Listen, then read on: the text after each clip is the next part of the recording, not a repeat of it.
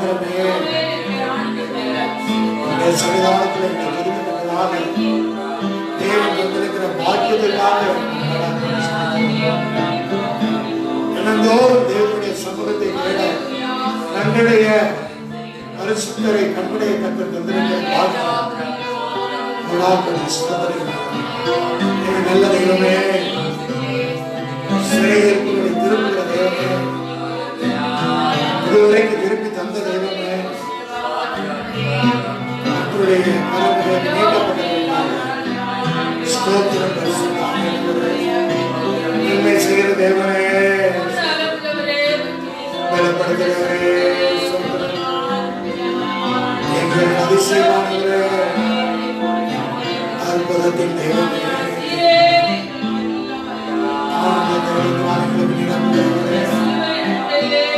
ஜெயம் கொடுக்கிறவரே, மாறாத தெய்வமே, எங்கள் விடிவெளியே பரிசுத்தமாகியவரே,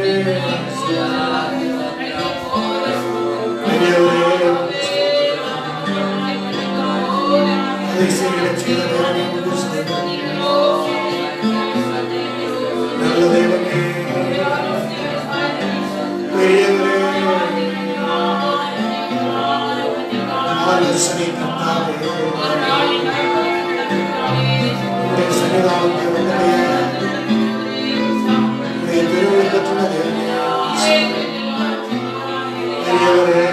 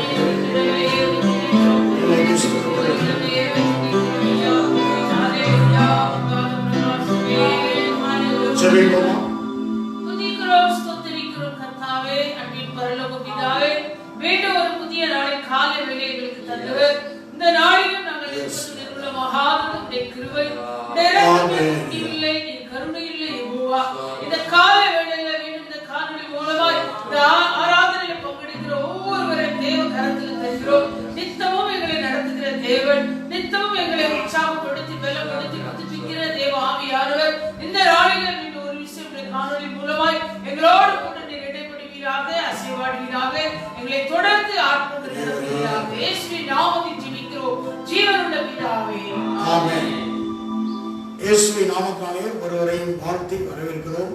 இந்த காணொளி காட்சியை தினந்தோறும் இதை அனுபவித்து வருகிறீர்கள். அநேகர் தொலைபேசிக்காக தொடர்பு கொண்டீர்கள். தொடர்ந்து விட அநேகருக்கு இதை நீங்கள் ஷேர் பண்ணுங்க. இதை பார்ப்பதற்கு அவர்களுக்கும் தகுதிப்படுத்துங்க. தொடர்ந்து ஒரு பாடலை பாடி தேவனுடைய நாமத்தை மேம்படுத்துவோம். ஜீவன் உள்ள தேவனை வாரும், ஜீவ பாதையிலே நடத்தும் பாடலை பாடும்.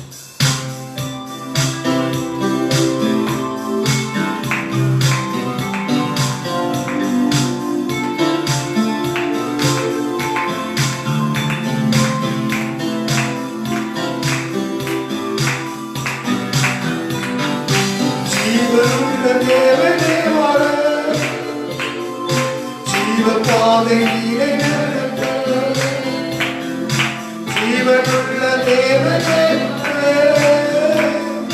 ஜீவ பாதையிலே நடத்தும், ஜீவ தண்ணீர்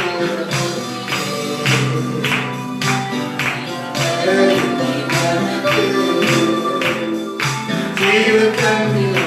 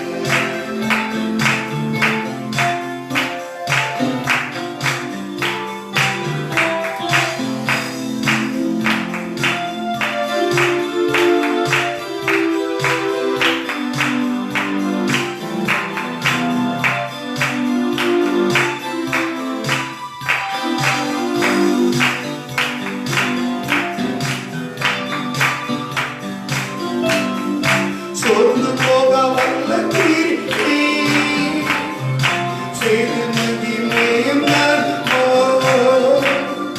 சோர்ந்து போக வல்ல கிரியை செய்து மகிமையும் பலமோ அழியாமல் தேடு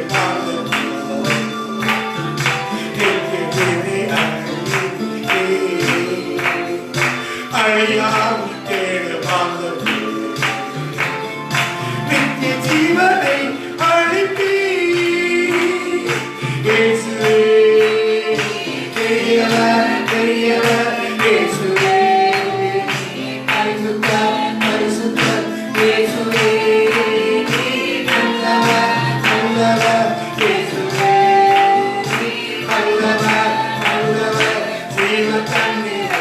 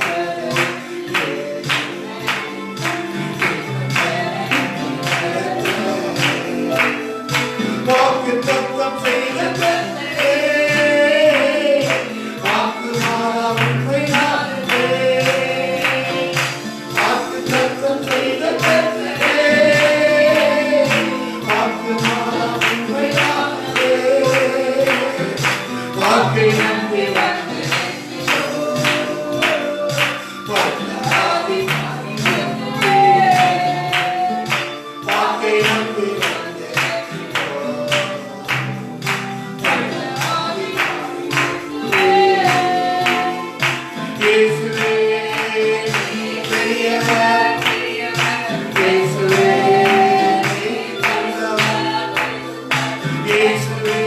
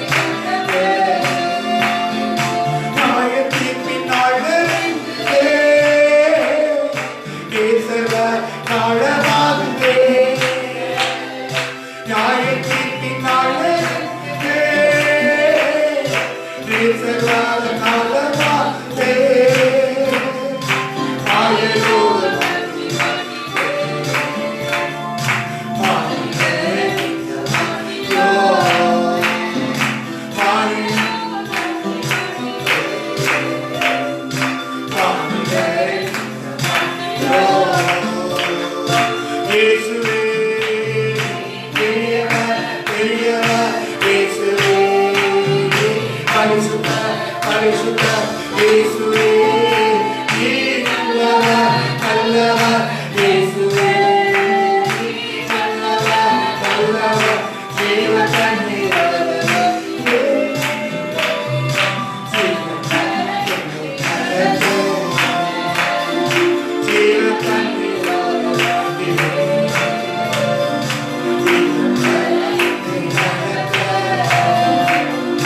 ஜீவன்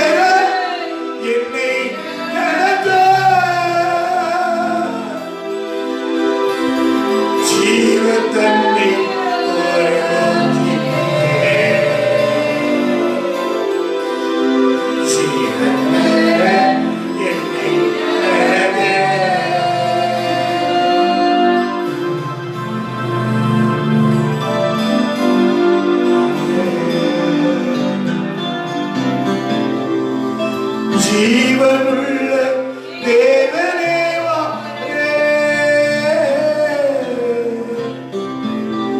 ஜீவபாதை இலை நடத்தே, ஜீவத்தண்ணி தூரம் ஊற்றினே,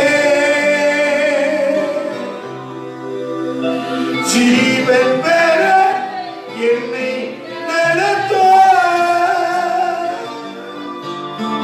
ஜீவத்தண்ணி தூரம் ஊற்றினே, ஜீவன் பெற என்னை நடத்த.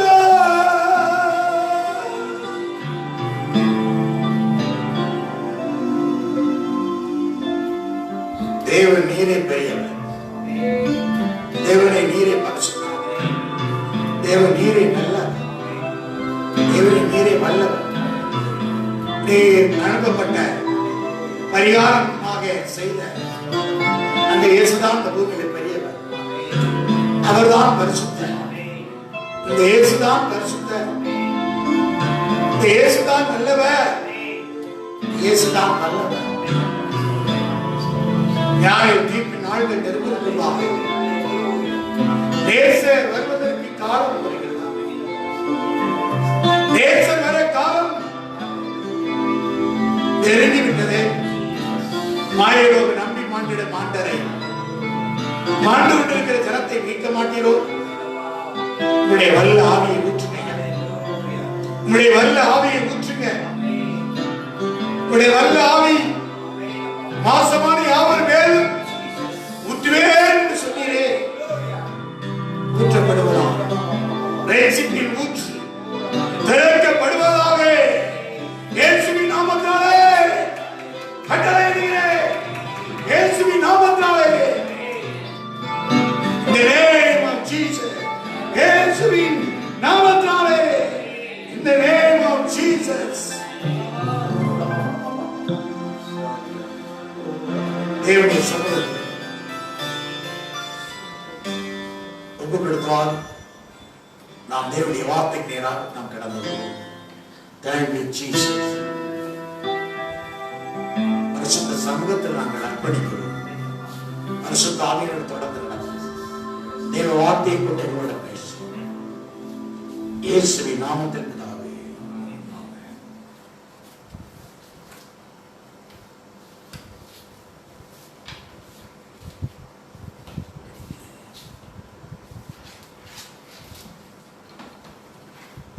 தேவனுடைய வார்த்தைக்கு நேராக கடந்து நீ கடிமத்தில் ஆரம்பம்.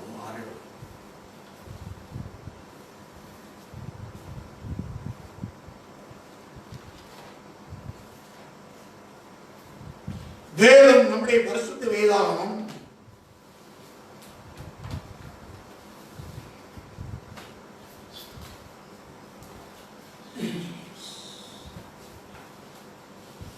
ஜீவனையும் நன்மையும் குறித்து பேசுகிறது. மரணத்தையும் தீமையும் குறித்து பேசுகிறது.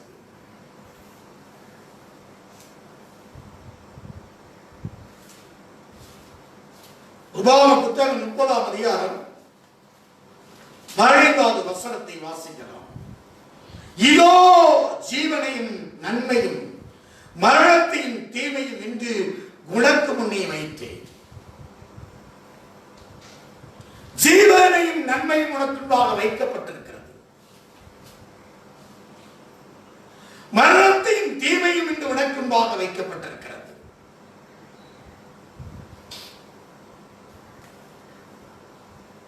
தேவனுடைய சத்தத்தை கேட்கக்கூடிய சகோதரே சகோதரியே,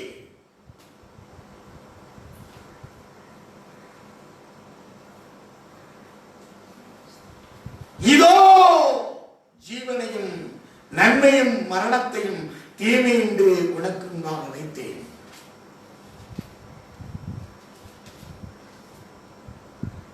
உபாகம புத்தகத்திலே நாம் வாசிக்கப்படும் 28ஆம் அதிகாரத்திலே ஆசீர்வாதத்தையும் சாபத்தையும் குறித்து நம்முடைய வேதம் தெளிவாக சொல்கிறது. 14வது வசனம் வரை 21 விதமான ஆசீர்வாதங்களை சொல்லி அதுக்கப்புறமாக 124 விதமான சாபங்களும் வைக்கப்பட்டிருக்கிறது. 27ஆம் அதிகாரம் 12வது வசனத்தை வாசித்தால் கடைசி வரை அதுல ஒரு 12 சாபங்கள், டோட்டல் 136 சாபங்கள் தீமைக்கு ஏதுவாக, மரணத்துக்கு ஏதுவாக இருக்கிறது. ஜீவனையும் நன்மையும் சொல்லக்கூடிய ஆசீர்வாதம் இருக்கிறது. தேவன் ஆதியிலே மனிதனை ஆசீர்வதித்தார், ஆசீர்வதித்துதான் வைத்தார். மனிதனை சபிக்கவில்லை, தானாகவே அந்த மீறி சாபத்தை அடைந்து கொண்டார்.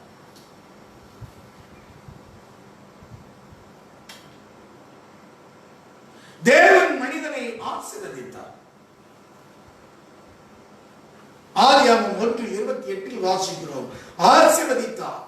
பின்பு தேவன் அவர்களை நோக்கி, நீங்கள் பலுகி பெருகி பூமியை நிரப்பி அதை கீழ்ப்படுத்தி சமுத்திரத்தின் மச்சங்கள், ஆகாயத்து பறவைகள், பூமி மேல் நடமாடுற சகல ஜீவ ஜந்துக்களையும் ஆண்டு கொள்ளுங்கள் என்று சொல்லி தேவன் அவர்களை ஆசீர்வதித்தார். தேவன் ஆசீர்வதித்தார்.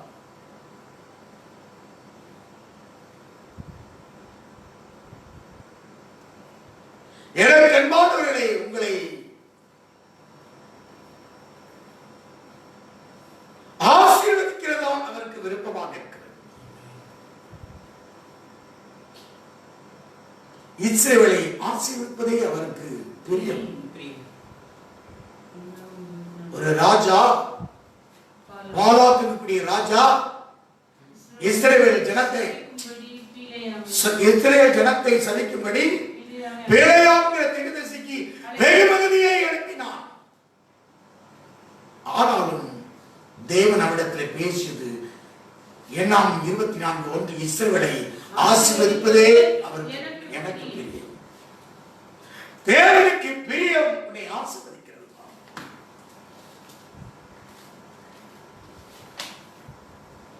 எண்ணாம் 24:1 வாசிக்கிறோம்.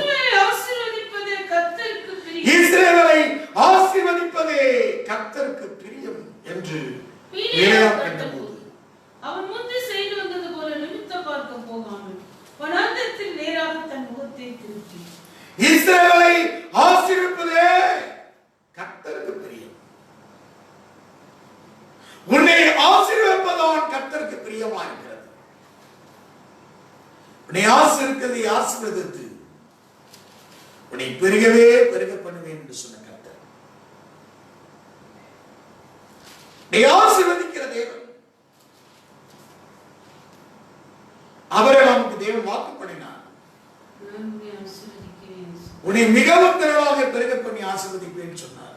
உன்னை ஆசீர்வதித்து பெருகவே பெருக பண்ணுவேன் என்று சொன்னார். 100 மடங்கு ஆசீர்வாதம், 1000 மடங்கு ஆசீர்வாதம், 100 folds, 1000 folds உன்னை ஆசீர்வதிக்க முடியும். நிச்சயமாக ஆசீர்வதிக்க முடியும். தேவன் ஆசீர்வதித்தால் தாங்க முடியாது. ஆவிக்குரிய ஆசீர்வாதங்களால் உன்னை ஆசீர்வதிக்கிறார். எபேசியர் நிருபம் 1ஆம் அதிகாரத்திலே வாசிக்கிறோம். உன்னதங்களில் ஆவிக்குரிய ஆசீர்வாதத்தை உன்னை ஆசீர்வதிக்கிறார். உன்னை ஆசீர்வதிப்பதால் அவருக்கு விருப்பமா இருக்கிறது. 3ஆம் வசனம், நம்முடைய கர்த்தராகிய இயேசு கிறிஸ்து பிதாவாகிய தேவனுக்கு ஸ்தோத்திரம், ஆவிக்குரிய சகல ஆசீர்வாதத்தினாலும் நம்மை ஆசீர்வதித்திருக்கிறார். ஆசீர்வதிக்கிற தேவன். நம்மை ஆசீர்வதிக்கிறார். பூமிக்குரிய ஆசீர்வாதத்தை, பரலோகத்தினுடைய ஆசீர்வாதத்தை தந்து நம்மை ஆசீர்வதிக்கிறது.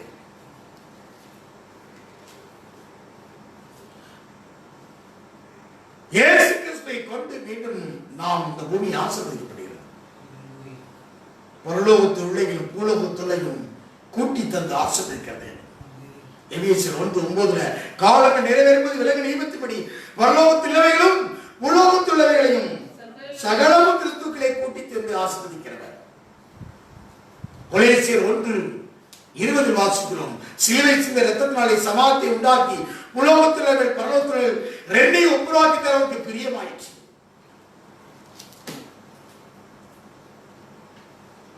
நீ ஆசீர்வதிக்கிற தேவன், நீ சபிக்கிற தேவன் அல்ல. எல்லா சாபத்தையும் கல்வாரி சிலுவையிலே மரத்திலே தூக்கப்பட்டவன் எவனும் சபிக்கப்பட்டவன் சொல்லியிருக்கபடி அவர் எல்லா சாபத்தையும் சுமந்திருக்கிறார். இயேசு கிறிஸ்துவுக்கு கூட்டி கொடுக்கப்படும். முந்தின ஆதாம் மண்ணானவன், இரண்டாம் ஆதாம் வானத்திருந்த கர்த்தர் மீண்டும் நமக்கு கூட்டி கொடுக்க முடியும். ஜீவனையும் நன்மையும் மரணத்தையும் தீமையும் இன்று உனக்கு நீ வைத்தேன். ஜீவனும் நன்மையும் உன்னை தொடரும். ஜீவன நாட்கெல்லாம் கர்த்தருடைய கிருபையும் நன்மையும். அல்லேலூயா. உனக்கு ஜீவனும் நன்மையும் தொடரும். ஒரு வாழ்க்கை முடியல் கிடையாது. ஜீவனும் நன்மையும் இயேசு கிறிஸ்துவை கொண்டு நமக்கு உண்டாயிருக்கிறது. பாவமும் மரணமும் பிசாசுகளை கொண்டு உண்டானது. ஜீவனும் நன்மையும் ரோமர் 8ஆம் அதிகாரம் 2ஆம் வசனத்திலே நாம் ஜெய ஜீவியத்துக்கு ஆண்டவராக இயேசு கிறிஸ்துவை கொண்டு நாம் ஜெயம் எடுக்கிறோம். ரோமர் 8ஆம் அதிகாரம் 2. கிறிஸ்து இயேசுவினாலே ஜீவனுடைய ஆவியின் பிரமாணம் என்னை பாவம் மரணமுடைய பிரமாணத்திலிருந்து விடுதலையாக்கிட்டு. ஜீவனுள்ள ஆவியின் பிரமாணம் உன்னை மரணத்திலிருந்து தீமையிலிருந்து விடுதலையாக்கி ஜீவனையும் நன்மையும் தருகிறதாக இருக்கிறது. ஜீவனையும் நன்மையும் ஜீவனுள்ள ஆவியுள்ள பிரமாணம், ஜீவனுள்ள ஆவியுள்ள பிரமாணம் நமக்கு தருகிறது. கிறிஸ்துவுடைய ஜீவனுள்ள ஆவியின் பிரமாணம். ஆவே இயேசு சொன்னார், நானே வாசல். என் வழியா ஒருவன் உட்பிரவேசித்தால் உள்ளும் புறமும் மேய்ச்சலை கண்டுடைவான். உள்ளும் புறமும், இன்னர் மேன் அவுட்டர் மேன். உள்ளான மனுஷன் வெளியான மனுஷன். சிலருக்கு வெளியே இருக்குது, உள்ள கிடையாது. அல்லேலூயா. பரலோகத்தின் ஆசீர்வாதம் உங்களுடைய ஆசீர்வாதம்.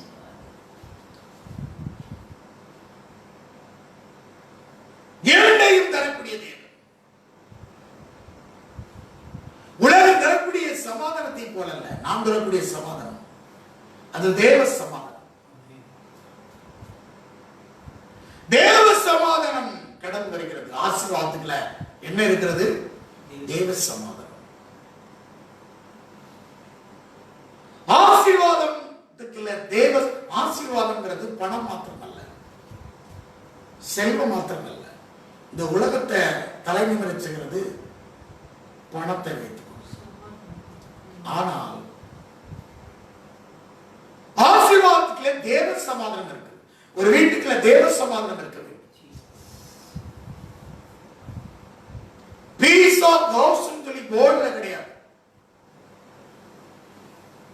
பீஸ் ஆஃப் ஹவுஸ், சமாதானத்தின் வீடு. வீடு, அந்த வீட்டுக்குள்ள சமாதானம் இருக்கிறதா ஆசீர்வாதம். சமாதானம் இல்லாத வீடு ஆசீர்வாதமே கிடையாது. வீட்டுக்குள்ள சமாதானம் இருக்க வேண்டும். அது ஒரு அடையாளம். பல சிம்டம்ஸ் இருக்குது. அதுல ஒன்று தேவ சமாதானம். தேவ சமாதானம், ஆசீர்வாதம் இருக்கிற வீட்டுல தேவ சமாதானம். ஞாபகத்துக் கொள்ளணும். ஜீவனும் நன்மையும், ஜீவனும் நன்மையும் இருக்கு. அப்படிப்பட்டவர்கள் ஜீவனுள்ள ஆவியின் பிரமாணம், பாவம் மரணத்திலிருந்து விடுதலையாக்கப்படாத இந்த பிரமாணத்துக்கு வராவிட்டால் அந்த தேவ சமாதானம் இல்லை. பேசலாம், வெளியில பேசலாம், ஆனால் வீட்டுக்குள்ள சமாதானம் இல்லை. வீடு என்கிறது தனிப்பட்ட உங்களுடைய வாழ்க்கை. நாமே வீடா இருக்கிறோம் என்று அப்போஸ்தலர் பவுல் எபிரேயர் 3:6 எழுதுகிறார். 3:6 நாமே வீடா இருக்கிறோம். வீடு என்றால் நீங்கள் தான் வீடு. நீங்கள் இருக்கக்கூடிய உங்களுக்குள்ளேயும் சமாதானம் ஆசீர்வாதமாக இருக்கிறது. வீட்டுக்குள்ளேயும் சமாதானம், ஆசீர்வாதம் தேவை. தேவ சமாதானம்.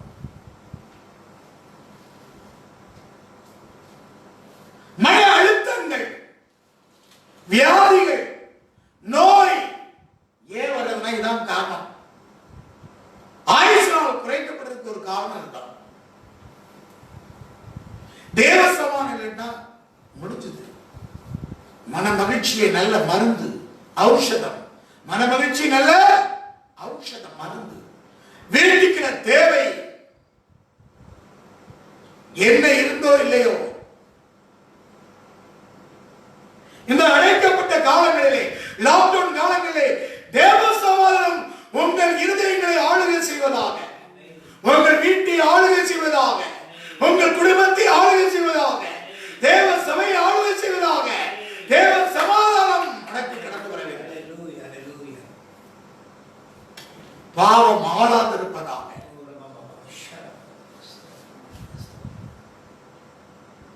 ஆசீர்வாதம் என்றால் தேவ சமாதானம். சமாதானம் பேர் வைத்திருப்பார்கள், சமாதானம் இல்லை. அல்லேலூயா. சமாதானம்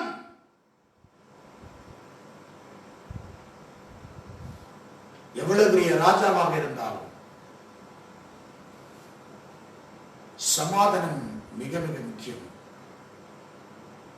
அது ஆசீர்வாதம்ங்கிறது சமாதானத்தை சொல்கிறது. தேவ சமாதானம். அந்த சமாதானம் அந்த ஜீவனுள்ள ஆவியின் பிரமாணத்தை கொண்டு பாவ மரணத்திலிருந்து விடுதலையாக்கப்பட்டு நமக்கு கொடுக்கப்படுகிறது.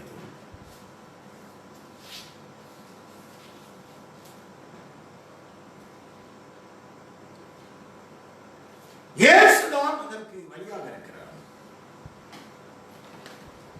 அதை விட்டுட்டு வேற எங்கேயும் பெறக்கூடாது. அதான் வேதம் சொல்கிறது. உபாகமம் 30:15 மீண்டும் வாசிக்கலாம். இதோ ஜீவனையும் நன்மையும் மரணத்தையும் தீமையும் என்று உனக்கு முன்னே வைத்து நீ பிழைத்து பெருகும்படிக்கு நீ சுதந்திரத்தில் போகிற தேசத்தின் தேவனாய் கர்த்தர் உன்னை ஆசீர்வதிக்கும்படிக்கும் நீ உன் தேவனாகிய கர்த்தரை அன்பு கூறவும் அவர் வழியில் நடக்கவும் அவர் கற்பனையில் கட்டளையும் நியமங்களையும் கைக்கொள்ளவும் நான் இன்று உனக்கு கற்பிக்கிறேன். நீ ஆசீர்வதிக்கும்படிக்கு அவர் கற்பிக்கிறார்.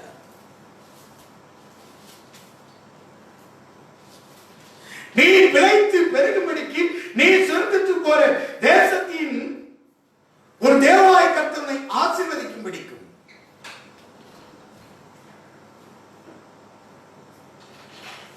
தேசத்தில் உன் தேவனாய கர்த்தர் உன்னை ஆசீர்வதிப்பதற்கு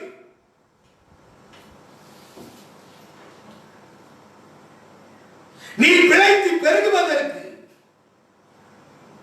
உன் தேவனாய கர்த்தர் மேலே அன்பு கூறவும் அவர் வழிகளை நடக்கவும் கற்பனை கட்டளை நியமங்கள் கைக்கொள்ள நான் இன்று உனக்கு கற்பித்தேன். நீ கேளாதபடிக்கு மனம் பேரித்து இழுப்புண்டு போய் வேறு தேவர்களை பணிந்து அவர்களை செய்வாயானால் நீங்கள் சுதந்திரிப்பதற்கு யோர்தானை கடந்து போகிற தேசத்தில் நெடுநாள் வாழாமல் நிச்சயமாய் அழிந்து போவீர்கள் என்பதை இன்று உங்களுக்கு அறிவிக்கிறேன். சிவந்த சமுத்திரத்தை கடந்து வரலாம், யோர்தானை கடந்து வரலாம், தேசத்தில் கடந்து வந்து தேசத்தில் நெடுநாள் வாழாமல் இயேசுவை ஏற்றுக்கொண்டதுக்கு அப்புறமா அங்கே பிரமாணத்தை கொடுத்துட்டார். நீ வந்து ஆசீர்வாதமாக இருக்கிறதற்கு, தேசத்திலே சொந்த ஆசீர்வாதத்தை சுதந்திரிக்கிறதற்கு, நீ பிழைத்து பெருகும்படிக்கு என் கட்டளை கற்பனை நீங்கள் எல்லாம் கைப்பற்ற கற்பிக்கிறேன். புதிய ஏற்பாட்டில் இயேசு நியாயப்பிரமாணத்தை எல்லாம் நிறைவேற்றினேன்னு சொல்கிறார். அல்லேலூயா. அவர் எல்லாவற்றையும் இயேசு நிறைவேற்றினார். மத்தேயு சுவிசேஷத்திலே நாம் வாசிக்கிறோம், மத்தேயு 5:17, நியாயப்பிரமாணத்தை ஆனாலும் தீர்க்கதரிசன இனத்தாலும் அழிப்பதற்காக வந்தேன் என்று எண்ணிக்கொள்ளாதே. அழிப்பதற்கல்ல, நிறைவேற்றுவதற்கே வந்தேன். உனக்காக, உன் மீறுதலுக்காக, உன் அக்கிரமங்களுக்காக மரத்திலே தூக்கப்பட்டவன் சபிக்கப்பட்டவனாக எல்லா சாபத்தையும், நியாயப்பிரமாணத்தின் சாபத்தை அவர் வாசிக்கிறோம். கலாத்தியர் 3:13, மரத்திலே தூக்கப்பட்ட எவனும் சபிக்கப்பட்டவன் இருக்கிறபடி கிறிஸ்து நமக்காக சாபமாகி நியாயப்பிரமாணத்தின் சாபத்திற்கு நம்மை நீங்களாக்கி மீட்டுக் கொண்டார். நியாயப்பிரமாணத்தை மீறி மீறி வாழ்ந்து சாபம்,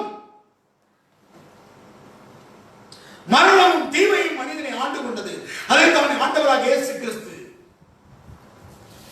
மரணத்தை ஜெயித்தார், தீமையை வென்றார், பாவத்தையும் மரணத்தையும் ஜெயித்தவர் இயேசு. Two unchangeable things. இயேசு கிறிஸ்துவின் பிறப்பு, மரணம் விசேஷம். அவருடைய பிறப்பும் மரணம் ரொம்ப முக்கியம். இரண்டு மாறாத விசேஷங்கள். அதைத்தான் எபிரேயர் 6:18 சொல்கிறார். இரண்டு மாறாத விசேஷங்கள். Two unchangeable things. எல்லாவற்றையும் மீறினதெல்லாம் இயேசு நிறைவேற்றிருக்கிறார். பழைய ஏற்பாட்டில் இருந்து அங்கே சந்ததி ஆதாமிலிருந்து வந்து இந்த பூமியை நிரப்பினது. அதைத்தான் சொல்கிறார். நீங்கள் வாசிக்கலாம், உபாகம் 30:17, நீ கேளாத படிக்கு மனம் பேதித்து ஈடுபட்டு போய் வேற தேவர்களை பறிந்தவர்களை சேர்ப்பானால் நீங்கள் சுதந்திரிப்பதற்கு யோர்தானை கடந்து போற தேசத்தில் நெடுநாள் வாழாமல் நிச்சயமாய் அழிந்து போகிறீர்கள் என்பதை இன்று உங்களுக்கு அறிவிக்கிறேன். நான் ஜீவனையும் மரணத்தையும் ஆசீர்வாதத்தையும் சாபத்தையும் உனக்கு உன்னை வைத்திருந்து உங்கள் மேல் வானத்தின் பூமி என்று சாட்சியாக வைக்கிறேன். ஆகையால் நீயும் சந்ததியும் பிழைக்கும்படிக்கு நீ ஜீவனை தெரிந்து கொண்டு கர்த்தர் உன் பிதாக்களாகிய ஆபிரகாமுக்கு, ஈசாக்குக்கும் யாக்கோபுக்கும் கொடுப்பேன் என்று அவர்களுக்கு ஆணையிட்டு கொடுத்த தேசத்திலே குடியிருக்கும்படிக்கு தேவனாகிய கர்த்தரை அன்பு கூர்ந்து அவர் சத்தத்திற்கு செவி கொடுத்து அவரை பற்றிக் கொள்வாயாக. அவரே உனக்கு ஜீவனும் தீர்க்காயுசுமாக. நெடுநாள் வாழ்வர். அங்கே காணான் நமக்கு ஒரு நித்திய காணான். நெடுநாள் வாழ்வதற்கு இட்டர்னல் லைஃப், அழியாமை இயேசு கிறிஸ்துவாக நமக்கு வாக்கு பண்ணப்பட்டிருக்கிறது. 1 யோவான் 2:25 நித்திய ஜீவனை அளிப்பேன் என்று வாக்கு பண்ணியிருக்கிறார். நித்தியமாக வாழக்கூடிய வாழ்க்கை, இட்டர்னல் லைஃப், நெடுநாள் வாழ்க்கை, அழியாமை. இந்த மாம்சம் ரத்தமும் அதை சுதந்திரிக்க முடியாது. நெடுநாள் வாழ்க்கை. இந்த அளவில் தான் இயேசு மாம்சத்தின் இரத்தத்தோடு அவர் பிறந்திருக்கிறார். அழியாமையை இந்த மாம்சம் இரத்தமும் சுதந்திரிக்க முடியாது.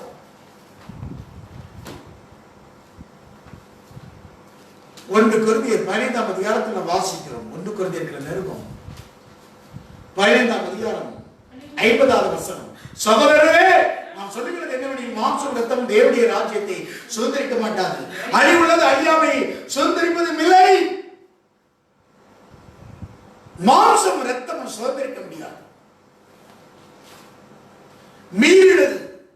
மீறின சுபாவம் இந்த மாம்சம் இரத்தத்துக்கும் இருக்கிறது. மீறுதலின் சுபாவம் நமக்குள்ள என்ன இருக்கிறது? மீறுதலின் சுபாவம் நமக்குள்ள இருக்கிறது. மீறுதல். அல்லேலூயா.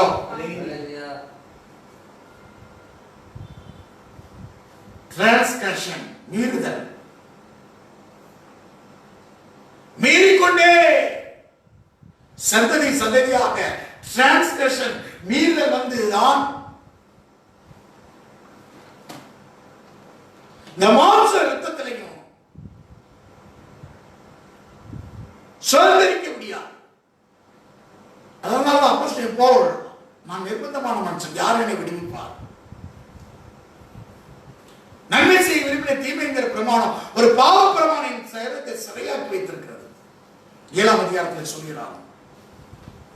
ரோமர் 7ஆம் அதிகாரத்திலே பாவ பிரமாணம் என்னை சிறையாக்கி வைத்திருக்கிறது, யார் என்னை விடுவிப்பார் என்று சொல்கிறார். ரோமர் நிருபம் 7ஆம் அதிகாரம் 23 சொல்கிறார். ஆகையின் மனதில் பிரமாணத்துக்கு விரோதமாக போராடுகிற வேறொரு பிரமாணத்தை என் அவயங்களில் இருக்க காண்கிறேன். அது என்னை அவயங்களில் உண்டாக்குற பாவ பிரமாணத்திற்கு என்னை சரியாக்கி வைத்துக் கொள்ளும். அதைத்தான் ஆண்டவராகிய இயேசு கிறிஸ்து கல்வாரி சிலுவையில் நிறைவேற்றியிருக்கிறார்.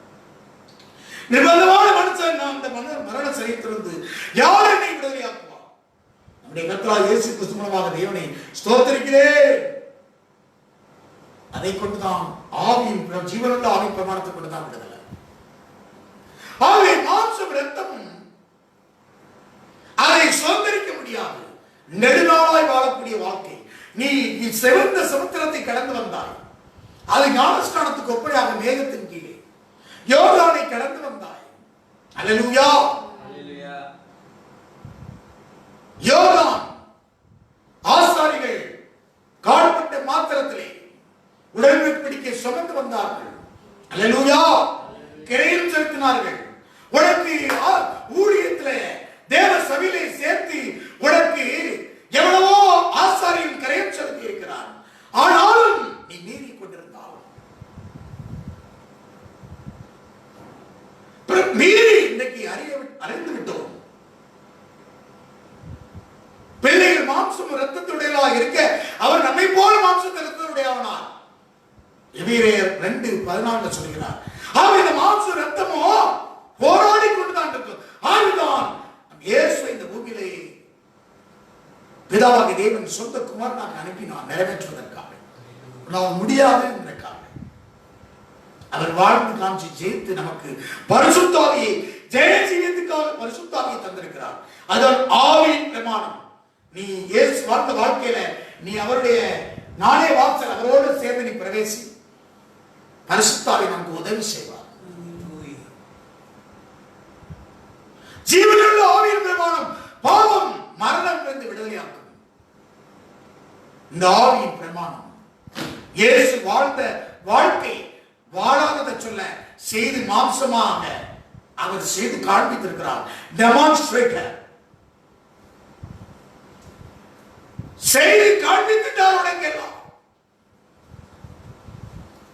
ஜெய ஜீவித்துக்காக அவர் அருகிலே வைத்து செல்ல பிள்ளையாக ஒரு மடியில இருந்தவரை ஏன் இந்த பூமியில அனுப்பணும்? அல்லேலூயா.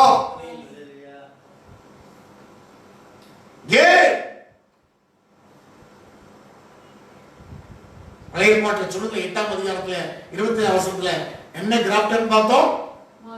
Master crafter. எல்லாத்தையும் செய்து கொடுத்திருக்கார். சகல கிருபையும் புரிந்த தேவன். எல்லா கிருபையும் நமக்கு உண்டு. எல்லா கிருபையும் செய்து முடிக்க தாங்க தர முடியும் அவர். அதற்கு ஆனால் மனம் பேரித்து நெடுநாள் வாழக்கூடிய வாழ்க்கையை விட்டு விடுகிறார்கள். இயேசு சொன்னார், வாசிக்கலாம். மத்தேயு 7ஆம் அதிகாரம் 13ஆம் வசனத்திலிருந்து வாசிக்கலாம். இடுக்கமான வாசல்களில் உட்பிரவேசியுங்கள். கேட்டுக்கு போகிற வாசல் விரிவும் வழி விசாலமாக இருக்கிறது, அதில் வழியாக பிரவேசிக்க அநேகர். ஜீவனுக்கு போகிற வாசல் இடுக்கணும், வழி நெருக்கமா இருக்கிறதை கண்டுபிடிப்பது சிலர். 2 ways life. 2 ways of life.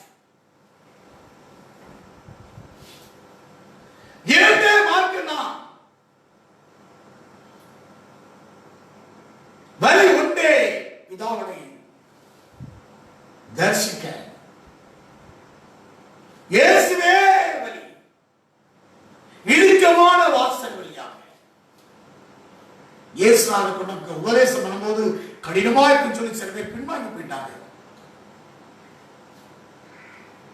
இடுக்கமான வாசல்,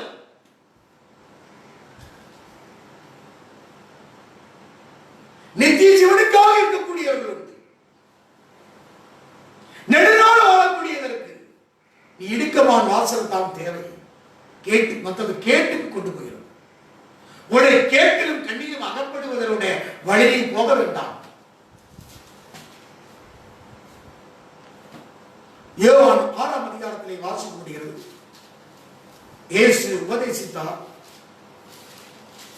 59 கப்பர்நகூமிலே ஜெபாலயத்திலே 6:59 ஜெபாலயத்திலே அவர் உபதேசிக்கையில் இவைகளை சொன்னார். அவருடைய சீசரில் அநேகர் அவைகளை கேட்ட பொழுது இது கடினமான உபதேசம், யார் இதை கேட்பார்கள் என்றார்கள். இயேசுநாதருடைய 120 70 கூட்டமா போனாங்க. ஆனால் உபதேசத்தை கேட்கும் போது இது கடினமான உபதேசம், இடுக்கமான வழி, இதில் யார் கேட்பார்கள், பிரவேசிப்பார்கள்? இயேசு சொன்னார் சீசர்களை பார்த்து 66 அது முதல் அவருடைய சீசர்கள் அநேகர் அவருடைய கூட இடாமல் பின்வாங்கி போனவர் பிரவேசிக்கல, இடுக்கத்துல. அப்பொழுது இயேசு 12 நோக்கி நீங்கள் போய்விட மனதாயிருக்கிறோ என்றார். சீமோன் பேதுரு அவருக்கு பிரயோஜனமாக, ஆண்டவரே யாரிடத்தில் போவோம்? நித்திய ஜீவ வசனங்கள் இடத்தில் உண்டு. கேட்டுக்கு போற வாசல் விரிவாத்தான் இருக்கும். ஜீவனுக்கு போற வாசல் கொஞ்சம் குறுகலா கடினமாத்தான், கொஞ்சம் கடினமாக இருக்கு.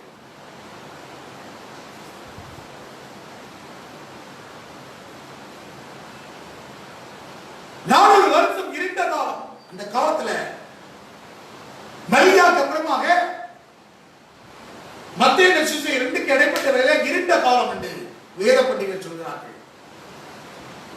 அந்த காலத்துல கள்ள தீர்க்கதரிசிகள் எழுந்தார்கள். அதனால இயேசு சொன்னார், கள்ளத்தீர்க்கதரிசிக்கு எச்சரிக்கையார்கள், ஆட்டுத்தோலை போட்டுக் கொண்டு இடத்திலே வருவார்கள், உள்ளத்தில் அவர்கள் பட்சிக்கிற ஓனார்கள் என்றார். அவர்கள் யார்? கேட்டுக்கு போறதற்கு அந்த நாட்கள்ல இயேசுநாதருடைய காலத்துல சுய ஞானத்தை கொண்டு கிரேக்க ஞானத்திலே கூடினவர்கள். சாக்ரட்டிஸ், அரிஸ்டாட்டில், பெரிய பெரிய தத்துவ ஞானிகள் இருந்தார்கள். கிரேக்க தத்துவ ஞானிகள் பிளேட்டோ, அரிஸ்டாட்டில், சாக்ரட்டிஸ், அல்லேலூயா, தத்துவ ஞானிகள் அந்த காலத்தில் இருந்தார்கள். வேதத்தை தெய்வத்துக்கு புரட்டாக இப்ப ஜீவனுக்கு போற வாசலை விட்டுட்டு கேட்டுக்கு போற வாசல் பெறப்படுகிறது. 2 எஜமானுக்கு ஊழியம் செய்யாத ரெண்டு வாசல் இருக்கிறது. கேட்டுக்கு போற வாசல், ஜீவனுக்கு போற வாசல். மத்தேயு 6ஆம் அதிகாரம் 24 2 எஜமான்களுக்கு ஊழியம் செய்ய ஒருவனாலும் கூடாது. ஒருவனை பகைத்து மற்றவனை சிறைப்பான், அல்லது ஒருவனை பற்றி கொண்டு மற்றவனை அசட்டை பண்ணுவான். தேவனுக்கும் உலக பொருளுக்கும் ஊழியம் செய்ய உங்களால் கூடாது. 2 தோணியில கை வச்ச கால் வச்ச கதை தான். ஒன்றை பற்றிக் கொள்ள வேண்டும், மற்ற ஒன்றை அசட்டை பண்ண வேண்டும். 2 எஜமானுக்கு ஊழியம் செய்ய முடியாது. உலக பொருளுக்கும் தேவனுக்கும் ஊழியம் செய்ய முடியாது. அல்லேலூயா, அல்லேலூயா. இது வேணும் அது வேணும்னு சொன்ன நம்ம இருதயத்தின் கடினமான அந்த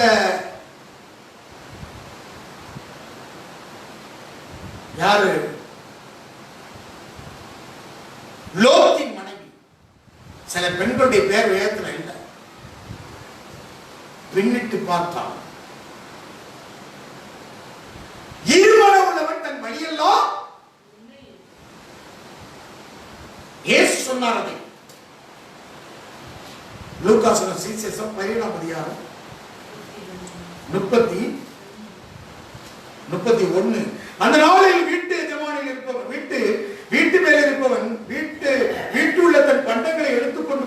திரும்பாமல் இருக்க கடவன். அப்படியே வயலில் இருக்கிறவன் பின்னிட்டு திரும்பாமல் இருக்க கடவன். லோத்தின் மனைவியை நினைத்துக் கொள்ளுங்கள். தன் ஜீவனை ரட்சிக்க வகை தேடுகிறவன் அதை இழந்து போவான். இழந்து போகிறவன் அதை உயிர்ப்பித்துக் கொள்கிறான்.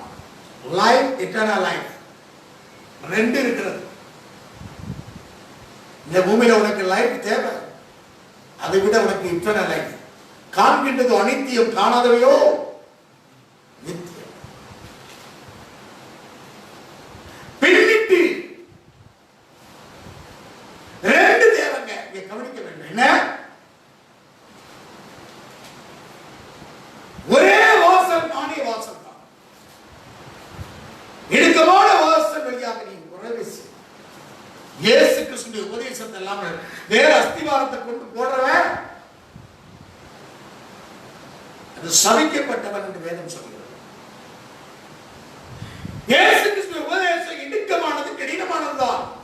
ஆனால் அதுக்கு அவனுக்கு கிருபை உண்டு. கிருபை அவனை தாங்கி நடக்கும். விரிவான வாசலில் ஈஸியா நடத்தலாம். அதை கேட்டு கண்டுபிடிப்பதற்கு பல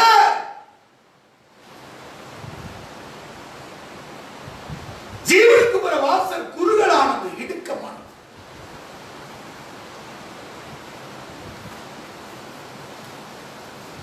அவனை திரும்ப பின்னிட்டு பார்த்து திரும்பின இரண்டு உலக பொருளுக்கும் தேவனுக்கு ஒழுங்கிய கூடாது.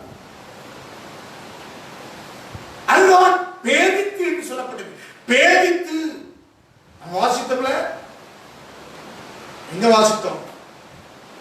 உபாகமம் 30 17வது வசனத்தை வாசிக்கலாம். நீ கேளாதபடிக்கு மனம் பேதித்து இழுப்புண்டு போய் நீ பேதித்து 30:17 நீ கேளாதபடி மனம் பேதித்து இழுப்புண்டு போனாய். பேதிக்கிற அனுபவம் வந்து யாரு? லோத்து மனைவி. உலக பொருளுக்கும் தேவனுக்கு முடிஞ்சியவங்க கூடாது. அதுதான் யோசுவா எப்படி சேவிக்க வேண்டும் சொல்லி சேவித்தல்ங்கிற வார்த்தை 18 தடவை ஒரே அதிகாரத்தில் எழுதி சொல்லப்பட்டிருக்கு. 18 times serve, எப்படி சேவிக்க வேண்டும் என்று சொல்லி. பேரித்து விடக்கூடாது. நீ யோர்தானை கடக்கலாம், செங்கலை கடக்கலாம், முழு ஞானஸ்நானம் வைக்கலாம். அல்லேலூயா. யோர்தானை கடக்கலாம். உனக்காக ஊழியக்காரன் கரையம் செலுத்தி உடன்படிக்கைப்பட்டியை சுமக்கலாம். ஆனாலும் நீ நெடுநாள் வாழாதபடிக்கு பேரித்து இழுப்பிட்டு போய்விடக் கூடாது. இதைத்தாங்க ஓசியா 4:16 சொல்கிறார். ஓசியா தீர்க்கதரிசன புத்தகம் 4:16 இஸ்ரவேல் அடங்காத கிடாரியை போல அடங்காது இருக்கிறது. இப்போது கர்த்தர் அவர்களை விஸ்தாரமான வெளியிலே ஆட்டுக்குட்டியை போல் மேய்த்து அலையப்படினார். எப்படியா? அடங்காதது. ஆங்கிலத்தில் ஸ்டபர்ன் சொல்லப்பட்டிருக்கிறது. ஸ்டபர்ன்னா வீண் பிடிவாதம் உள்ள, விட்டு கொடுக்காத, இணங்காத, நீக்குவதற்கு கடினமான இருதயம் உள்ளது. வீண் பிடிவாதம், விட்டு கொடுக்காம இணங்காதது, அதான் அடங்காத கிடாரி. அடங்காது இருக்கிறது. அடங்கா பிடாரின்னு சொல்றாங்கல்ல, அந்த கிடாரி தான் அடங்கா பிடாரி. இப்போது கர்த்தர் விஸ்தாரமான வெளியிலே ஆட்டுக்குட்டியை போல மேய்த்து அலையப்பனான். அங்கே அதுக்கு என்ன அர்த்தம்? மேய்ப்பன் இல்லாத ஆடாக அலைஞ்சு கடைசியில் யார் கையில மாற்றுறது? ஓநாய். அங்க யோவான் 10 சொல்றாரு. அல்லேலூயா. ஓநாய்க்கு தப்பிக்க முடியாது போய்விடுகிறது. மேய்ப்பன் இல்லாத ஆடு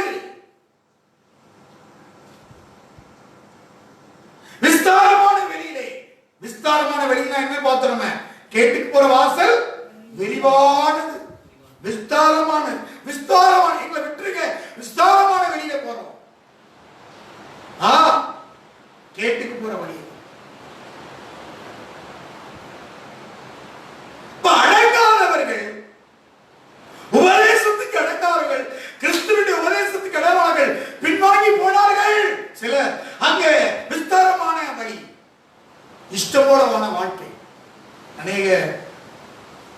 மாறானிக்கு வந்த குடும்பத்துல ஒரு குடும்பத்துடைய நிலம் சின்ன பின்னமா போய் கிடக்குதுன்னா இந்த ஐயா என்ன போன் பண்ணி வேதனையோட பேசுறார். குடும்பம் சிதறிந்து போய்கிட்ட. ஏன்? உபதேசம், கிறிஸ்துடைய உபதேசத்துக்குள்ள வராம அடங்காம போய்விட்டது வாழ்க்கை. வேதனையான விஷயம். அதை சொல்ல விரும்பல. அவலட்சணமான காரியங்களாக வேதனை அந்த குடும்பத்திற்காக ஜெபித்துக் கொண்டிருக்கிறேன். மனவிட்டு பேசினார் குடும்ப தலைவர். என்ன இப்படி அநேக பேரை பார்க்கிறேன். அடங்காத கிடாரியை போல அடங்காது இருக்கிறது. இப்போது கர்த்தர் அவர்களை விஸ்தாரமான வெளியே ஆட்டுக்குட்டியை போல மேய்த்து அலைய பண்ணினார். அழைத்து திரியும்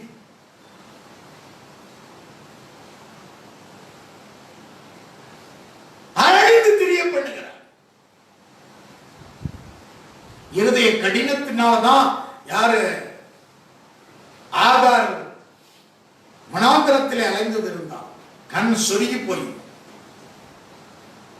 லோத்து கடினத்தினால்தான் அழைத்து தெரிந்தான். விரிவாக்கி வெளியில விஸ்தாரமான வெளியில கேட்டுப்புற வாசல் விரிவானது. அதை தெரிந்து கொள்ளப்பட இந்த கடினமான உபதேசம் தான். ஆனால் கிருபை ஒண்ணுங்கிறது தெரியல. அவர் வாழ்ந்த வாழ்க்கையில ஜெயத்தை கண்டாரே. பாவம் மரணத்திலிருந்து விடுதலையாக்குமே. ஜீவனுள்ள ஆவியின் பிரமாணமே. இந்த மாம்சம் ரத்தமும் சுதந்திரிக்க முடியாதே நெடுநாள் வாழ்க்கையே. அதை விட்டுட்டு இன்பத்துக்கு போய் தேடி அடைகிறார்கள். இருதயத்தின் கடினம்.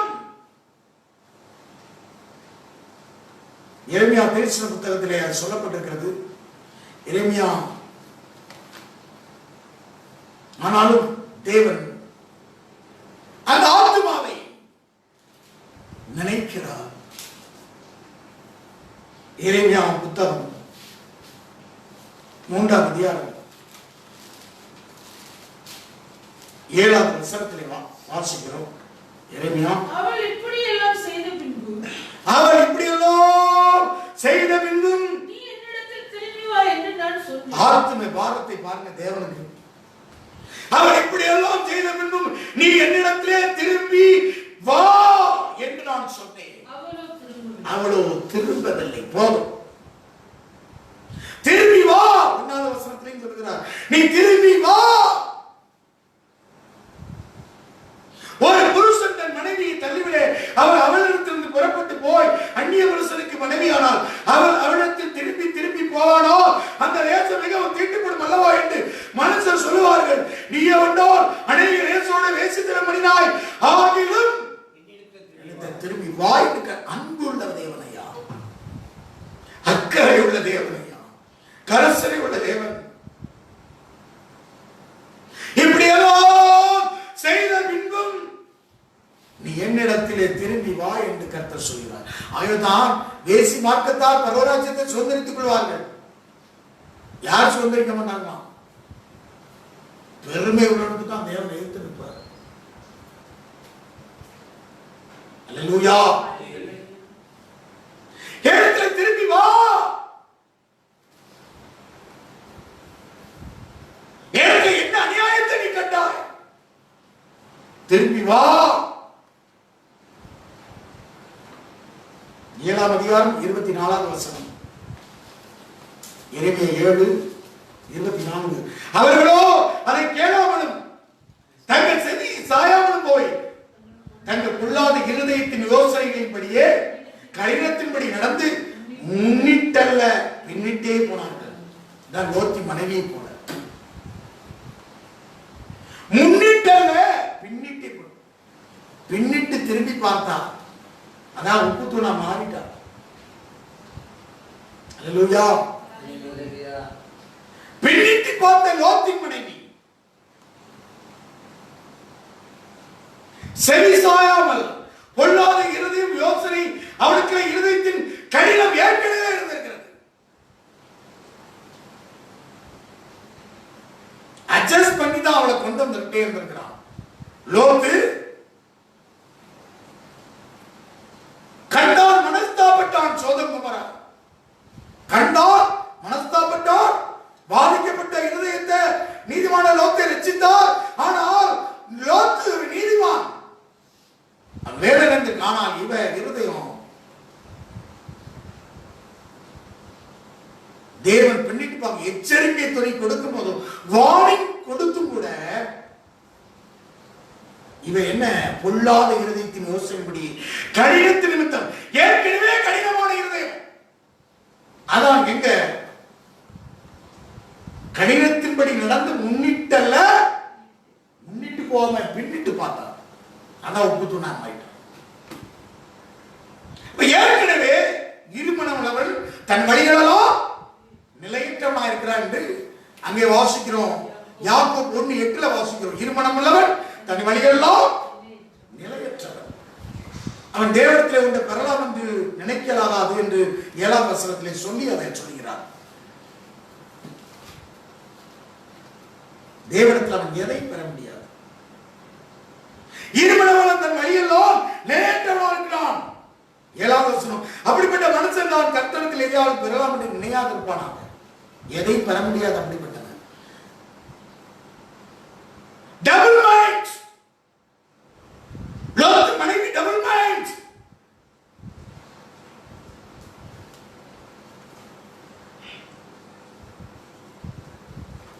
Double mind. அதனாலதான் பேரிக்குது. அடங்காத கிடாரி, அடங்காத வீண்பிடிவாதம் டபுள் மைண்ட். விட்டுக் கொடுக்க இணங்காத டபுள் மைண்ட். விஸ்தாரமான வெளியில போவேன்னு சொல்லுது. நான் விஸ்தாரமாய் நான் விடு. காட்டு கழுதையை சொல்றாரு, இஷ்டப்படி சுத்துறது. அதே போல அது வேற சப்ஜெக்ட். தன்னிச்சையாக சுத்துறது. கிடாரி கேட்டிக்கு போற வாசல். இப்போ உலக பொருளுக்கும் தேவனுக்கு மூடி ஜீவனால கூடாது. ரெண்டு எஜமானுக்கு.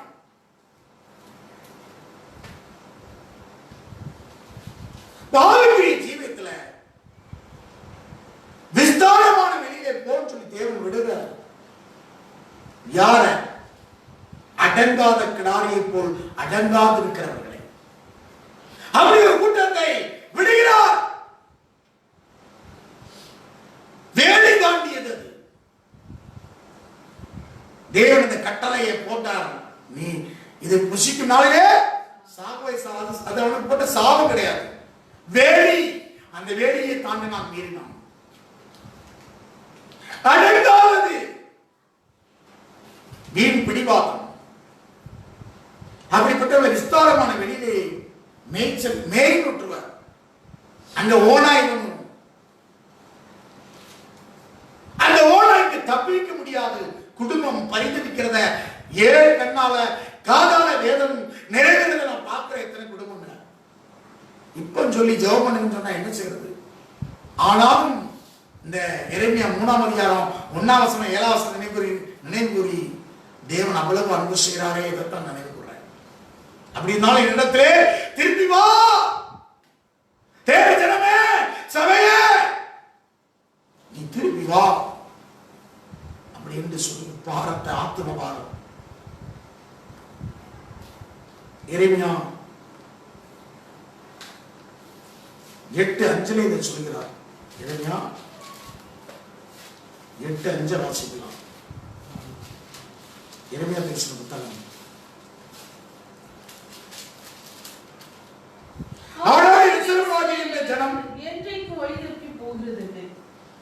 கவனத்தை உறுதியாக பிடித்திருக்கிறார்கள். திரும்ப மாட்டோம் இருக்கிறார்கள்.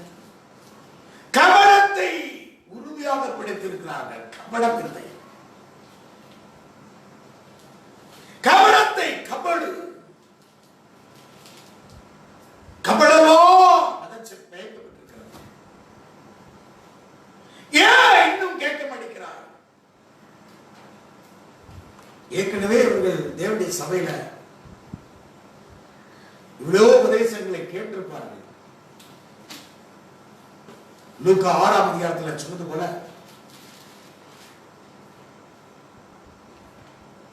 6:46 என்னை ஆண்டவரே ஆண்டவரே நீங்கள் சொல்லியும் நான் சொல்கிறபடி நீங்கள் செய்யாமல் போகிறது என்ன? ஆண்டவரே ஆண்டவரே ஆண்டவரே சொல்கிறார்கள், ஆனா அவர் சொல்கிறபடி கேட்டு செய்யாமல் போகிறார்கள். இடத்துல வந்து என் வார்த்தையின்படி கேட்டு அவள்படி செய்கிறவன் யாருக்கு ஒப்பாயிருக்கிறான் சொல்கிறேன். ஆழமாய் தோண்டி கற்பாடு மேல் அஸ்திவாரம் போட்டு வீடு கட்டுகிற மனுஷனுக்கு ஒப்பா இருக்கிறான். பெருவெல்லம் வந்து நீரோட்டம் அந்த வீட்டின் மேல் மோதியும் அதை அசையக்கூடாமல் போயிட்டு 7வது கண்மலையின் மேல் அஸ்திவாரம் போடப்பட்டது. கர்த்தாவே கர்த்தாவே சொல்றதெல்லாம்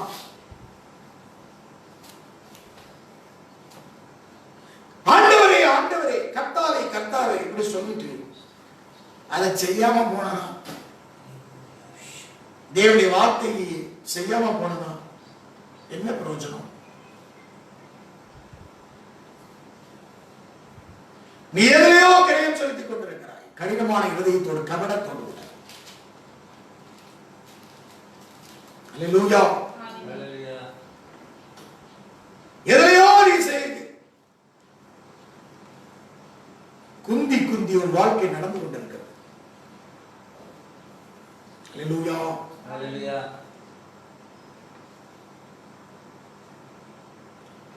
லூக்கா சுவிசேஷம் 13ஆம் அதிகாரம்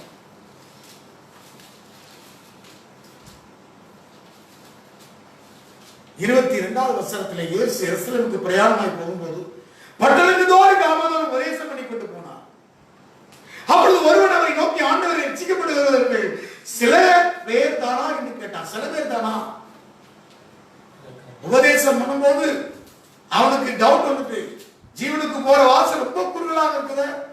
அவன் கேட்கிறான், ரட்சிக்கப்படுகிறவர்கள் சில பேர் தானா என்று கேட்டான். அதற்காக இழுக்கமான வாசல் வழியாய் உட்பிரவேசிங்கள், உட்பிரவேசிக்க பிரயாசப்படுங்க. எதற்கு பிரயாசப்படணும்? எஃபோர்ட் கொடுக்கணும். பிரயாசம் இடுக்கமான வாசல் வழியான பிரவேசிக்க தான் பிரயாசப்படணும். உபதேசத்தோடு கூட நீ வாழ்வதற்கு இயேசுவோடு கூட இடுக்கமான வாசல் வழியாக நீ பிரவேசிப்பதற்கு பிரயாசப்படு. அநேகர் உட்பிரவேசிக்க வகை தேடினாலும் அவர்களாலே கூடாமல் போகும் என்று உங்களுக்கு சொல்லுகிறேன். வீட்டு எஜமான் இருந்து கதவை பூட்டின பின்பு நீங்கள் வெளியே நின்று ஆண்டவரே ஆண்டவரே எங்களுக்கு திறக்க வேண்டும் என்று சொல்லி கதவை தட்டும் போது அவர் பிரவேத்திரமாக நீங்கள் எவ்விடத்தாரோ உங்களை அறியேன் என்று சொல்வார். அப்பொழுது நீங்கள் உங்களுடைய சமூகத்தில் போதனம் பண்ணினோமே, நீர் எங்கள் வீதிகளில் போதனம் பண்ணினே என்று சொல்லுவீர்கள். ஆனாலும் அவர் நீங்கள் எவ்விடத்தாரோ உங்களை அறியேன், அக்கிரமக்காரி நீங்கள் எல்லாரும் என்னை விட்டு அகற்றுவார்கள் என்று சொல்லுவார். யார் அக்கிரமக்காரன்? கர்த்தாவே கர்த்தாவே என்று சொல்லியும் பிதாவின் சித்தத்தை செய்யாதவன் அக்கிரமக்காரன். என்னை விட்டு அகன்று போங்கள் என்று மத்தேயு 7ஆம் அதிகாரத்திலே அதே 21 என்று வாசிக்கிறோம். என்னை விட்டு அகன்று போங்கள். ஆண்டவரே ஆண்டவரே என்று சொல்லி கர்த்தாவே கர்த்தாவே சொல்கிறாயே. 7ஆம் அதிகாரம் 21வது வசனத்திலிருந்து 24வது வசனம் மறுபடியும் இங்கே அதையே சொல்கிறார். யார் அக்கிரமக்காரன்? ஆண்டவரே ஆண்டவரே சொல்லி செய்யாதிருக்கிறவன், கர்த்தாவே கர்த்தாவே சொல்லி பிதாவின் சித்தத்தை நிறைவேற்றாதவன். இடுக்கமான வாசல் வழியாக பிரவேசிக்கிறதற்கு பிரயாசப்படணும். தேவ சித்தம் செய்யணும், பிரயாசப்படணும். அதை செய்யாவிட்டால் அக்கிரமக்காரன் கேடான வழி அவர்களுக்கு வைத்திருக்கிறது கேடு. குந்தி குந்தி எந்த மட்டும் நடந்து கொண்டிருப்பீர்கள்? எலியா கேட்கிறான். 1 ராஜாக்கள் 18:21 எடுத்து வாசிக்கலாமா? 1 ராஜாக்களின் புத்தகம் 18:21. அப்பொழுது எலியா சகல ஜனத்திரட்டை வந்து நீங்கள் எந்த மட்டும் 2 நினைவுகள்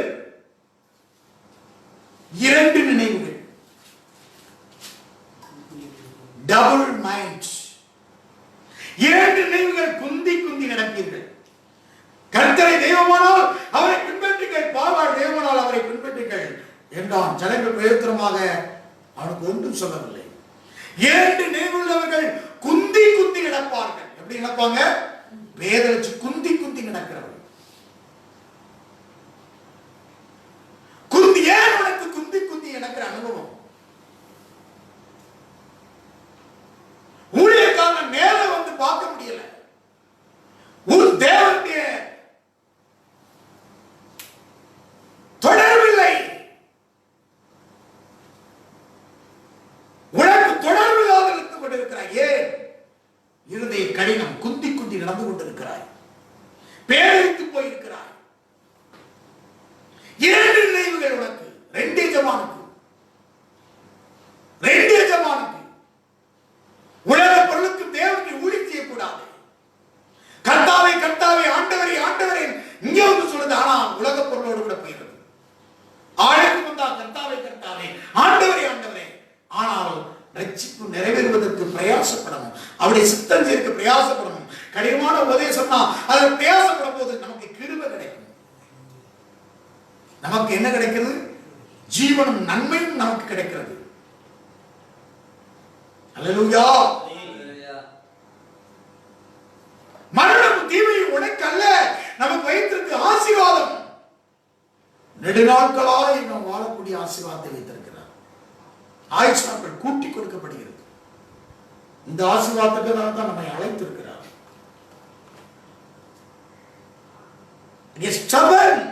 நீர் பிடிவாதம், அடங்காத அனுபவம், வீண் பிடிவாதம், விட்டு கொடுக்க முடியாத, இணங்காத, அதுக்கு சொல்லப்படுது ஸ்டபனுக்கு நீக்குவதற்கு கடினமான அப்படிப்பட்ட இருதயத்தை தான் சொல்றாரு. கிடாரின்னு சொல்லுகிறார். ஆவிக்குரிய ஜீவத்துல அத அவர்களை விஸ்தாரமான வெளியிலே ஆட்டுக்குட்டியை போல மேய ஃப்ரீடம். நிறைய இங்க கவனிங்க, லாக்டவுன் 5 மாசம் இல்ல இந்த வருஷம் போனாலும் அனைவருக்கு சில பேருக்கு ஃப்ரீடம். எதனால் தெரிந்து கொள்றதா? தேவ சுத்தத்தினுடைய நடக்க பிரயாசப்படு. எதற்காக அழைக்கப்பட்டாய்? நீ எதை தெரிந்து கொள்கிறாய்? 2 நினைவுகள், 2 மனம், 2 எஜமானுக்கு ஊழியம் செய்யக்கூடாது. கேட்டுக்கு போற வாசலும் இருக்கு, ஜீவனுக்கு போற வாசலும் இருக்கு. தெரிந்து கொள்வோம். கர்த்தரினாலே உங்களை ஆசீர்வதிக்கிறதுக்கு தான் அழைத்திருக்கிறார். ஆகவே நீங்கள் ஆசீர்வதிக்கப்பட்டவர்கள். தேவனுடைய சமூகத்தை நோக்கி பார்ப்போம். ஆண்டவருடைய சமூகத்தில் ஜீவனை தேவன் வைத்திருக்கிறார். ஒரு சில தேவனுடைய சமூகத்தை நோக்கி நாம் பார்ப்போம். Praise Jesus. Thank you Lord. Thank you Lord. பரிசுத்தரே உமக்கு ஸ்தோத்திரம்.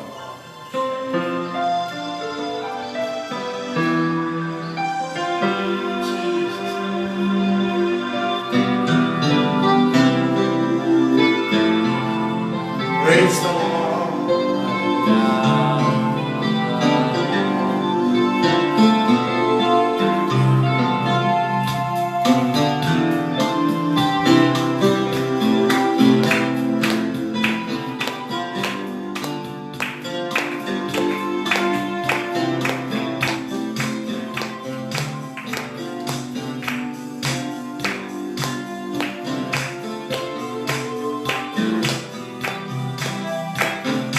ஜீவனுள்ள தேவனே வாரே, ஜீவ பாதையிலே நடந்து. ஜீவனுள்ள தேவனே வாரே, ஜீவ பாதையிலே நடந்து. ஜீவ தண்ணி ஒரு மூச்சிலே, ஜீவன் பெற என்னை நடந்த. ஜீவ தண்ணி ஒரு மூச்சிலே, ஜீவன் பெற என்னை நடந்த. இயேசுவே நீ பெரியவர், பெரியவர். இயேசுவே நீ பரிசுத்தர், பரிசுத்தர். இயேசுவே நீ நல்லவர், நல்லவர். இயேசுவே நீ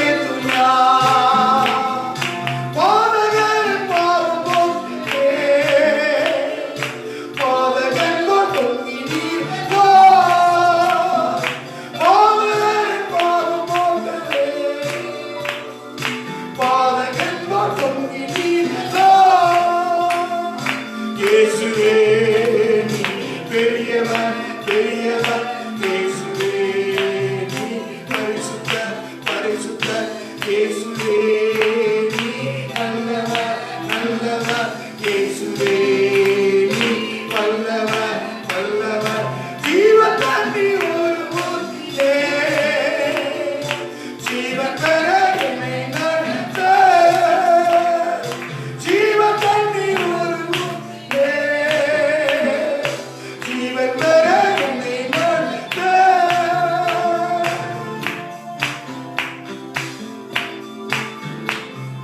வாக்கு தத்தம் செய்த கர்த்தரே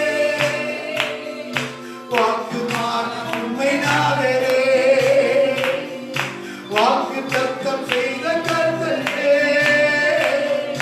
வாக்குமானா உண்மை நாதரே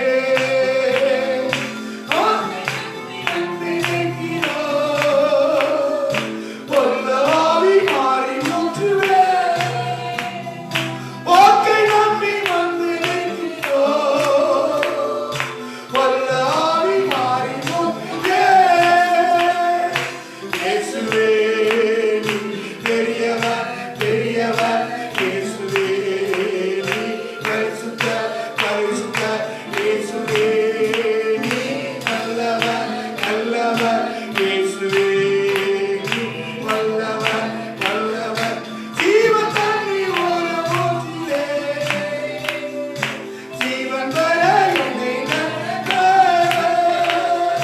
ஜீவன் தண்ணி ஒரு ஊற்றிலே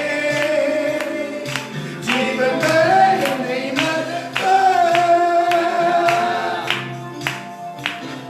நியாயத்தின் பின்னால் நின்றே தேசகார காலமாகுதே ஆமென் நியாயத்தின் பின்னால் நின்றே தேசகார காலமாகுதே மாயலாக நம்பி மாட்டே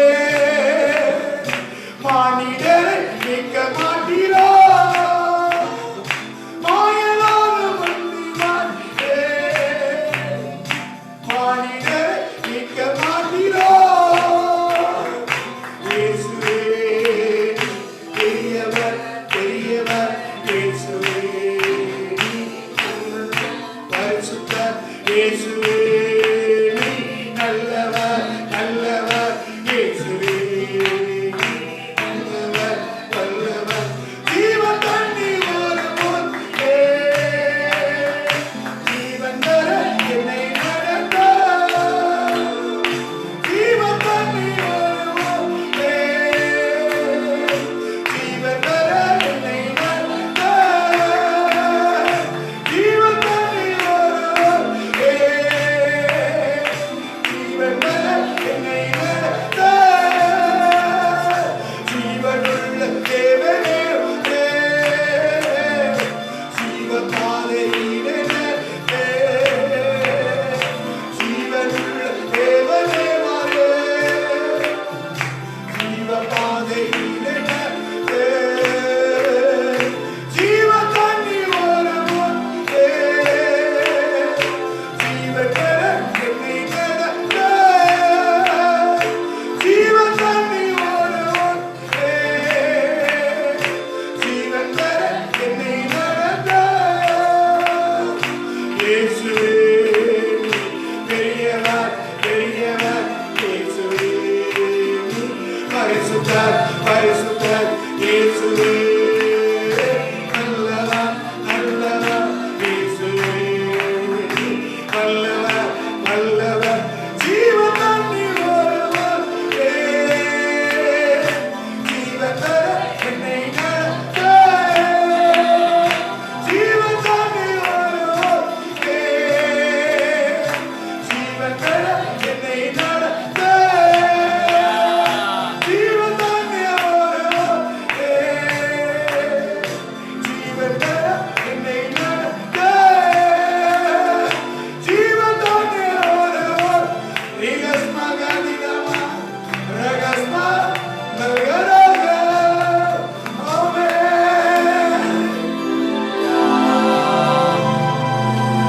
ஜீவனுள்ள தேவனே வாரே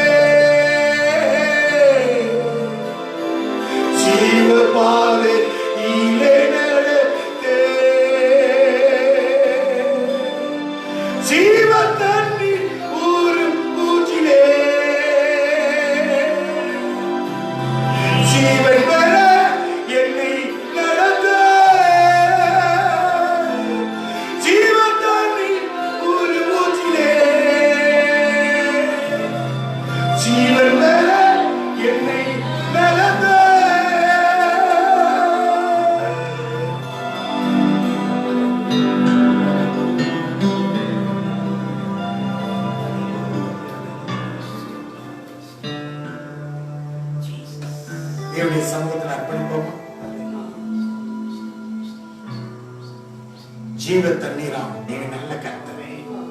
ரட்சிப்புங்கிறது ஒரு ஜீவ நீரூற்று, ஜீவ தண்ணீர் நீரையா.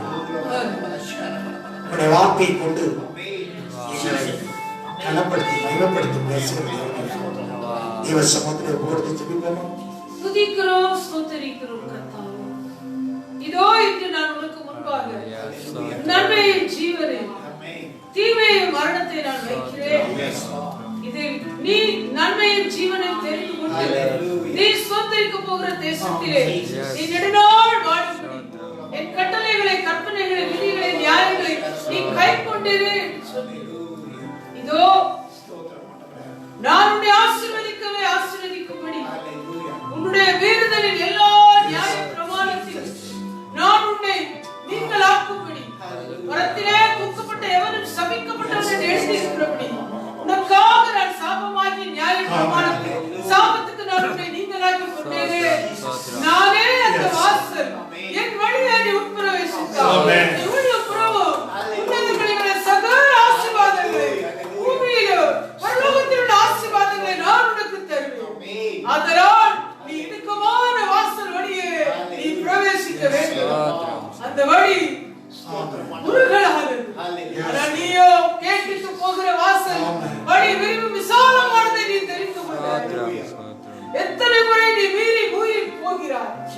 இதோ அடங்கா கிடாரியை போல, இருமனம் உள்ளவனை போல நீ முன்னிட்டல்ல பின்னிட்டே திரும்பினாய். நீ எந்த மட்டும் இரண்டு மனமுடையவராய் குந்தி குந்தி நடப்பாய். தேவன் தம்மால் மீட்கப்பட்ட ஜனங்களை நோக்கி, சபையின் ஜனங்களை நோக்கி இந்த நாளிலே நீ எவ்வளவாய் அடங்காப்படாரியாய் தன்னிச்சையாய் ஹalleluya தன்னிச்சைப்படி திரிகிற மேய்ச்சலையும் உனக்கு உண்டு பண்ணி கொண்டார். ஆனால் என்னிடத்தில் திரும்பி வா என்று நான் உனக்கு சொல்லுகிறேன். இந்த இடுக்கமான வாசல் வழியை நீ உட்பிரவேசித்து முழு பிரபுவான அந்த நித்திய பரம காலாடி ஆசீர்வாதத்தை நீ சுதந்திரிக்க வேண்டும் என்பது நான் உனக்கு தந்த ஆசீர்வாதம். நீ உன்னை ஆசீர்வதிக்கவே ஆசீர்வதிக்க பெருகவே பெருகப்பட்டு நான் உண்மை நோக்கமாய் பிரியமாய் இருக்கிறேன். நீ முன்னிட்டல்ல பின்னிட்டே திரும்புகிறாய். ஆனால் நீ என்னிடத்தில் திரும்பி வா. கேடுண்டாக்கிற வாசல் வழியாய் அல்ல, இடுக்கமான வாசல் வழியை நுழைந்து உனக்கு என்னுடைய கிருபை உன்னை தாங்கும் என்று நினைக்கிறேன். இடுக்கமான வாசல் உனக்கு நடப்பது அறிந்து அறிந்தாலும் என் கிருபை உன்னை தாங்கும், என்னுடைய ஆசீர்வாதம் உன்மேல் தங்கும். அப்படியே இந்த நாளிலே இந்த வார்த்தை காணொலி மூலமாய் கேட்கிற ஒவ்வொரு ஜனங்களும் அவர்களுக்கு முன்பாக நீ வைத்திருக்கிற நன்மையையும் ஜீவனையும் பெற்றுக்கொண்டு அவர்கள் ஜீவனுள்ள நாளெல்லாம் ஆசீர்வாதத்தை சுதந்திரிக்கும்படி நித்திய பரம கானானை அடையும்படி மிகமான வாசல் இயேசுவின் நாமத்தில் ஜெபிக்கிறோம் ஜீவனுள்ள பிதாவே. ஆமென்.